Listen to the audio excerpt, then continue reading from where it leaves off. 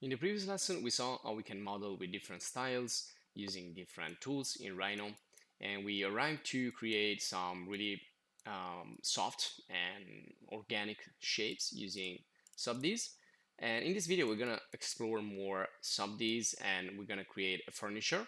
So we're gonna go into like more product design, furniture design, rather than architecture, but the same techniques can be applied in any situation. Now in here, I also put a couple of trees and a couple of people with landscape. And if you're interested in landscape, there is another course dedicated to this. So this is to put some extra models inside and to make things a little bit better and more interesting to watch. And also here I have continued the architecture just by extruding faces. So you can continue here the modeling with the surface tools or the solid tools. So once you have your architecture, you just need to continue to define all the different additional spaces and details. So if you want to proceed, for example, this part you can extrude, and then here you can create, if you put like a cut inside with inset faces edges, you can create something like this, and then you just extrude to go and create like water or even a pool. You need to like create a boolean and go inside the terrain if you want to do that. And here, as you can see, I just to create kind of a fake pool. There you go. You can see here. This is a landscape. So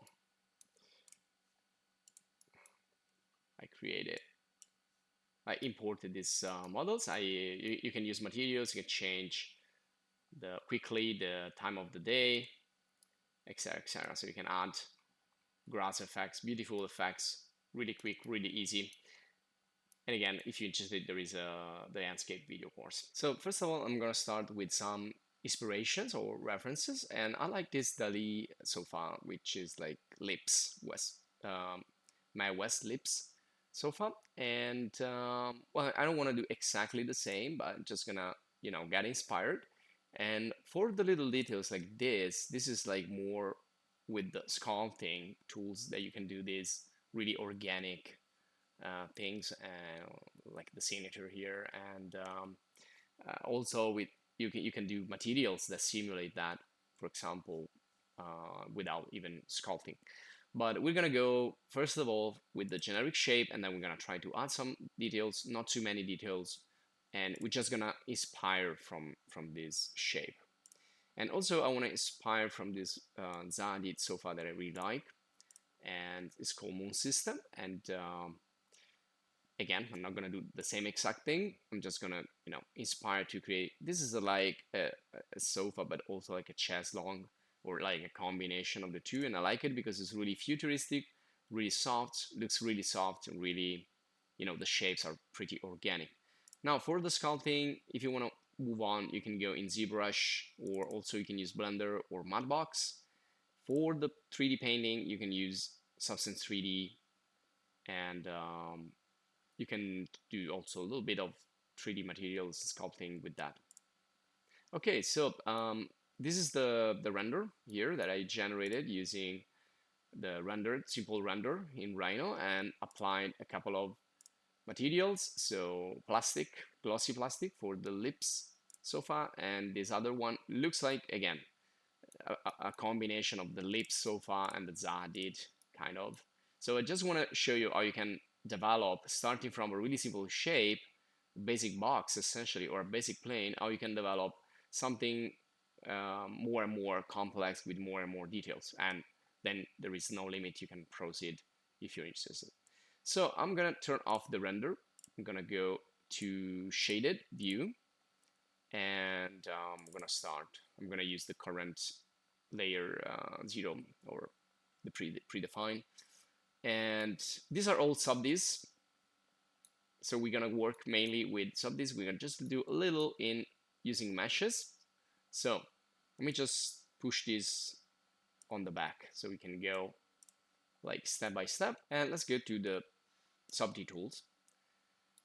And here you have the editing tools at the top, and on the left we have the creation tools. So I usually start with the plane or a box, and also you can create a single SubD face. Now these three can be also available in the mesh, so if you do use the mesh, then you need to convert. So I'm just gonna do a couple of examples so you can see that in the end they will be like the same. So I will create a, well, let's start with a single SubD face. So with a single SubD face, and also I set the grid here to be 10 centimeters for a little square and 1 meter for the major lines. And we saw that at the beginning of the course, so I'm not gonna show you that again. And just gonna activate the grid snap so I can be precise. Usually the space, the overall space for a sofa, well, for an armchair is usually 90 times 90 or 80 times 80. For a double seat, it's gonna be like 91 and 1 meter and 80. So I'm gonna go to create this and make it snap to these corners. And that's it. We don't need more points. So I'm gonna right click to exit. And you can see it looks like an ellipse. Well, that's exactly the same if you do here a mesh tool and you create this with a single mesh face.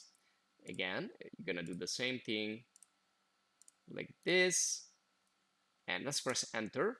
So here you visualize it as a rectangle, but if you go to the SubD tools and you convert this into SubD and press enter, you can see now the result and the original mesh. So it doesn't matter, you can start with the SubD directly, you can go to the mesh and then change it later.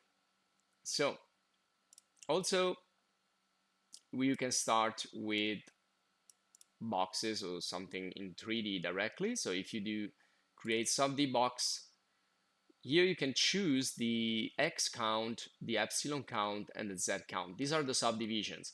So you can start with a standard.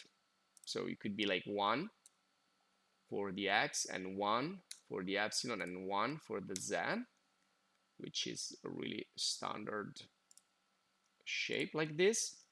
And you can see you're creating this, like this one here. So it's kind of a elliptical shape. But again, if you convert, you can see this is a standard box if you toggle the SubD display. And you can see also the others, how they have been developed. So you can start with the mesh and then you can convert anytime.